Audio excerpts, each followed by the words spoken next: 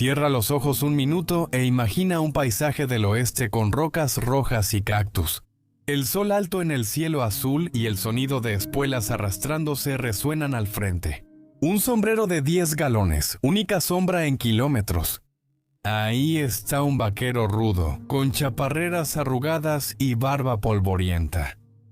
Entre sus labios cuelga un cigarrillo recién liado, con hojuelas de tabaco pegadas a los bordes. Es una descripción perfecta de la idea moderna de un vaquero, ¿verdad? O te preguntas sobre un Colt brillante y plateado, un 45 arrear ganado, un lazo, un caballo, una mula o cualquier otro recuerdo de vaquero. Aunque estas herramientas del oficio se asocian comúnmente con los vaqueros de la frontera, ninguna de ellas tiene tanta importancia histórica como el cigarro que fuma o la nicotina que recorre sus venas.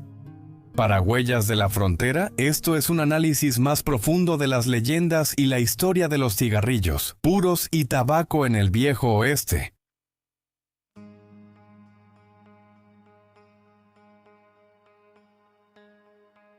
Durante los siglos XVI y XVI-XVII españoles y británicos exploraban América. Un cultivo sobresalió. La planta de tabaco, ya fuera utilizada como medicina o como medio de placer. El tabaco causaba furor en Europa, tanto así. La demanda de tabaco creció 10 veces, y la gente tanto del viejo como del nuevo mundo no descansaría hasta que se formara un nuevo imperio del tabaco.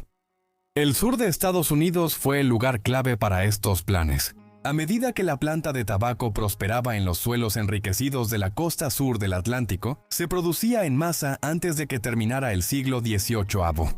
De hecho, tenía un valor de mercado sorprendentemente bajo. Se vendía por apenas unos cuantos centavos por libra en Virginia, con precios similares en varios puertos del sureste. A pesar de esto, el tabaco requería mano de obra intensiva, y con el comercio de esclavos en su apogeo, el cultivo y la producción de tabaco experimentaron un auge. Coincidir con estas tendencias. Expandir la esclavitud significaba expandir la producción de tabaco a gran escala a una fracción del costo. Con este desarrollo, las pequeñas granjas familiares se transformaron en enormes plantaciones multimillonarias. Y cuando el suelo perdía su fertilidad en una parte del sur, la producción de tabaco rápidamente migraba a nuevas tierras más fértiles. Por supuesto, todo lo que sube tiene que bajar. Y no pasó mucho tiempo antes de que el rey de Gran Bretaña decidiera que le correspondía más que su justa parte de las ganancias del auge del bachi. En los años 1770, exportar tabaco costaba a los agricultores coloniales 300,000 libras esterlinas anuales.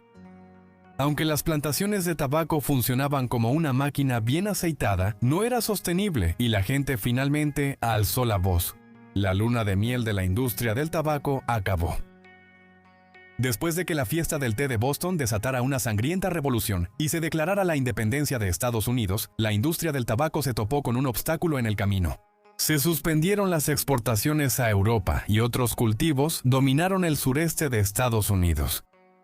En el extranjero, los británicos recurrieron al Imperio Otomano, que tampoco tenía escasez de tabaco en territorio estadounidense. Pero en la Guerra del Tabaco de 1780 y 1781, los casacas rojas incendiaron a propósito las plantaciones que habían sustentado a las colonias casi un siglo.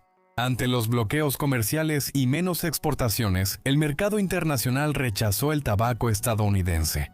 No fue sino hasta mucho después de la formación de Estados Unidos que el tabaco nicotiana volvió a tener auge. Con el nacimiento de Estados Unidos en 1800 redescubrieron su gusto y deseo por el tabaco. La esclavitud seguía siendo una industria rentable y ayudó al tabaco a regresar de inmediato al trono de la agricultura estadounidense. Su popularidad creció tanto que la oferta no cubría la demanda y los agricultores en Estados Unidos tuvieron que pedir préstamos al gobierno británico. Solo se lanzaron a la revolución para abrir más plantaciones. Mientras el imperio estadounidense llegaba a su apogeo, los cigarrillos también ganaban popularidad en otras regiones. El cigarrillo, la oveja negra entre puros y pipas, apareció en escena. En sociedades victorianas europeas, Antes se veía como una forma burda de consumir tabaco, usada solo por campesinos, pero luego se volvió un símbolo cultural de alto estatus. Las partes elegantes de la sociedad querían recuperar el control sobre esos hábitos y lucharon por refinar la cultura del tabaco. En resumen, al final fumar un cigarro se volvió genial. Mientras tanto, al otro lado del charco, los agricultores estadounidenses estaban haciendo sus propios avances en su búsqueda por perfeccionar el cultivo perfecto. El tabaco Brightleaf, popularizado por sus sabores más suaves, se hizo muy popular. Prosperó debido a circunstancias inusuales. Suelo con una fracción de los nutrientes. El polvo y la tierra del compost produjeron una planta de tabaco más dulce y con mejor aroma. Las ventas de tabaco para mascar aumentaron y la producción de cigarrillos en Estados Unidos llegó a un nuevo nivel. Una vez que estas innovaciones se implementaron, las grandes tabacaleras no retrocedieron. Sin embargo, la Guerra Civil estadounidense pronto pondría otro obstáculo en el progreso de la industria, ya que las poblaciones esclavizadas en todo el sur fueron liberadas o forzadas a luchar en la guerra. Los agricultores tuvieron escasez de mano de obra. Se enfrentaron a dos opciones: pagar salarios reales y convertir a sus esclavos en trabajadores reales, o recurrir a las máquinas. Si conoces la historia de Estados Unidos, seguro sabes la respuesta. La producción se enfocó en la industrialización, y en 1881 el inventor James Bonsack creó lo que sería un punto clave en la historia del tabaco. La máquina para enrollar cigarrillos, que requería mano de obra mínima y aseguraba una producción más barata que las pipas o los puros, podía producir cigarrillos a más de 10 veces la velocidad de las manos humanas. Y Estados Unidos jamás miró atrás. Tras la Guerra Civil, al pagar las deudas del gobierno, bajaron mucho los impuestos a los cigarrillos, consolidando el tabaco en la cultura estadounidense. Sin embargo, al cruzar el río Mississippi y atravesar las grandes llanuras hacia los desiertos y montañas de los territorios del oeste, el tabaco ya formaba la savia vital de la existencia en la frontera.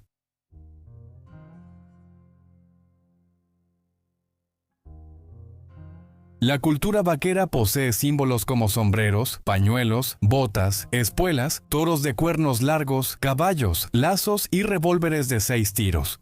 Frijoles y tocino y suficiente café para llenar el Gran Cañón. Pero, ¿sabías que los puros y los cigarrillos son igual de simbólicos de la vida como un vaquero? Encender un puro era la forma favorita de fumar tabaco, solo superada por mascarlo. Los puros eran esenciales en la vida fronteriza para los hombres trabajadores. El relajante impulso de la nicotina era una motivación obvia, pero los puros eran mucho más que solo una sensación agradable.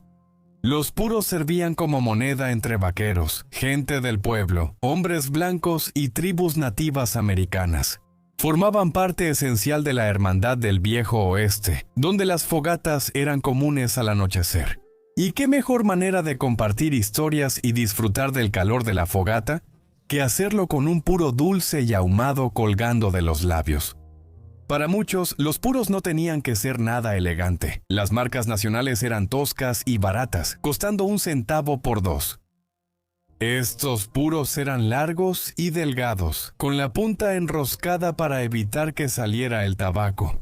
Tras la Guerra Civil, subieron los impuestos al tabaco envuelto, y el precio nacional llegó a 5 centavos cada uno. Los vaqueros con ingresos disponibles o una pasión por el tabaco de lujo podían optar por los puros más finos del mercado. Los puros cubanos siempre se han considerado los mejores y esa opinión también existía en el oeste. Estos puros premium eran robustos y con sabor intenso, diseñados para la frontera. Los puros más elegantes costaban en promedio $15 por cada 1000. Algunas marcas preferidas por los viejos del oeste eran los Bolivar Petit Coronas, puros terrosos con notas de cuero y cacao, y los Quintero Brevas, que reflejaban la preferencia de los vaqueros por sabores robustos como especias y café. Ningún ranchero podía rechazar un Ramón. Ayone seleccionaba especialmente un puro complejo, con notas de fruta seca y astillas de madera. Sin importar su gusto, un vaquero tenía muchas opciones. Aunque los puros son íconos vaqueros, el consumo de tabaco en el viejo oeste era mucho más diverso que solo puros y cherutes. Los rancheros y vaqueros preferían pipas aromatizadas llenas de hojas de tabaco dulces y saladas. Los cigarrillos de tabaco y los liados a mano eran muy codiciados y pronto se volvieron lo más popular del tabaco. Folclore de John Ruffin Green, un ex soldado confederado que fundó la compañía que más tarde se convertiría en Bull Durham. Los vaqueros del oeste usaban hojas de maíz como papel para liar sus cigarrillos al fumar tabaco. Esta idea no era nueva, ya que los pueblos nativos de México y EEUNI fumaban tabaco en cápsulas de maíz desde hace generaciones. Probablemente ellos inspiraron a los vaqueros de las llanuras. A pesar de la proliferación de los cigarrillos, los vaqueros tenían cuidado de nunca ser vistos con uno de los mencionados cigarrillos hechos a máquina. Estos cigarrillos, llamados palitos de afeminado o de marica, te sacarían del pueblo y te causarían vergüenza de por vida. No, un verdadero ganadero conservaba sus quirlis, apodo de los cigarrillos enrollados a mano de la leyenda de la frontera. Para los vaqueros que se mantenían alejados de los cigarrillos por completo, era más probable verlos disfrutando de un pellizco o bola de tabaco de mascar. La bola se quedaba en la comisura de la boca. De amanecer a atardecer, sus pastizales eran fertilizados con abundante escupitajo de tabaco. Por supuesto, los vaqueros llevaban su tabaco de mascar a donde quiera que iban, lo que significaba que era difícil encontrar un establecimiento respetable que no ofreciera una escupidera. Las escupideras, recipientes hechos de casi cualquier cubeta o frasco, recogían los diferentes mascados escupidos por los usuarios de tabaco. Bancos, cantinas, juzgados e incluso la oficina de correos local solían tener una escupidera junto a la barra o la puerta trasera para quien la necesitara. Si no estaba en papel o en las mejillas, el tabaco se solía fumar en pipas. Estos tipos específicos de productos de tabaco se llamaban plugs y se vendían individualmente o al mayoreo. Lone Jack, quizá la marca más popular de tabaco para pipa, se producía en Lynchburg, Virginia, y se hizo muy popular en el oeste. Esto probablemente se debió a que Lone Jack era la favorita de soldados de la Unión y Confederados, y ambos grupos de veteranos se mudaron en gran número hacia la frontera. Después de la guerra, la última, pero ciertamente no la menos importante, forma de consumo de tabaco en el viejo oeste fue el rapé. El rapé es tabaco, molido hasta convertirse en una partícula fina. Este polvo a menudo se frotaba en las encías para una rápida absorción en el torrente sanguíneo. Sin embargo, algunos vaqueros curiosos inhalaban rapé directamente a los pulmones para un inicio de efectos igual de rápido. Independientemente del modo de consumo, el tabaco era aceptado en las altas llanuras y los valles bajos, y tenía que serlo. Su importancia económica en un paisaje carente de impulso económico era fundamental si el viejo oeste quería desarrollarse en algo que se pareciera a la sociedad estadounidense. Gracias a magnates del tabaco como el ya mencionado Juan Verde o Jaime Buck Duque, cuya compañía estadounidense de tabaco monopolizó las ventas de tabaco en todo Estados Unidos, el tabaco trajo estabilidad a la frontera. Al declinar el viejo oeste, también disminuía la influencia del tabaco en la cultura estadounidense. Gracias a los avances médicos de la Segunda Revolución Industrial, la atención médica en EEUNI empezó a analizar el consumo de drogas y sus efectos en la sociedad. En 1888, el doctor Roberto Koch halló una conexión entre el tabaco de mascar y la tuberculosis, llamada tisis. El doctor Koch revolucionó la investigación de enfermedades infecciosas y fue de los primeros en alertar sobre los peligros del tabaco, afectando su imagen dominante. En 1889, varias universidades prestigiosas publicaron un estudio controvertido e influyente sobre los grupos demográficos más afectados por el humo del tabaco. Teorizaron que los obreros manuales y quienes trabajaban en empleos duros y rudos podían fumar sin consecuencias, mientras que los trabajadores de oficina sufrirían una crisis nerviosa si fumaban siquiera un solo cigarro al día. Investigadores de Harvard hallaron que el sedentarismo agravaba los efectos negativos de la nicotina. El trabajo manual, por otro lado, fortalecía la tolerancia de un hombre. Aunque hoy esto parece dudoso, en ese entonces bastó para que las grandes tabacaleras perdieran más cuota de mercado.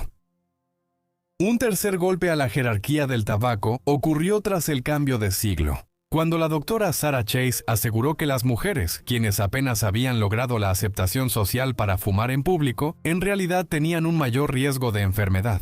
Correctas o no, estas afirmaciones dejaron una huella duradera en las actitudes hacia el tabaquismo. En 1905 actitudes que nunca vacilaron, solo se fortalecieron a partir de entonces conforme avanzaron las siguientes décadas. Lo mismo pasó con la conciencia médica sobre los riesgos del tabaco, mientras crecían las muertes y se restringía la venta de nicotina. Los puros y los cigarrillos se convirtieron más en una novedad, un símbolo de la vida a la antigua con una mentalidad del nuevo mundo. Los ideales de fumar tabaco se parecían mucho al viejo oeste. Su época de esplendor había terminado mucho antes del cambio de milenio, pero quienes la vivieron aún recordaban su impacto en la cultura popular en general. El tabaco, en todas sus formas, no era solo otra droga o una línea de producción de nicotina, era un elemento fundamental de la vida vaquera y de la supervivencia en los territorios del oeste. Ya fuera rapé o un puro, un mascado, un cigarrillo o una buena picadura para pipa a la antigua, el tabaco dominaba la escena y al final cambió para siempre el legado del viejo oeste y de Estados Unidos.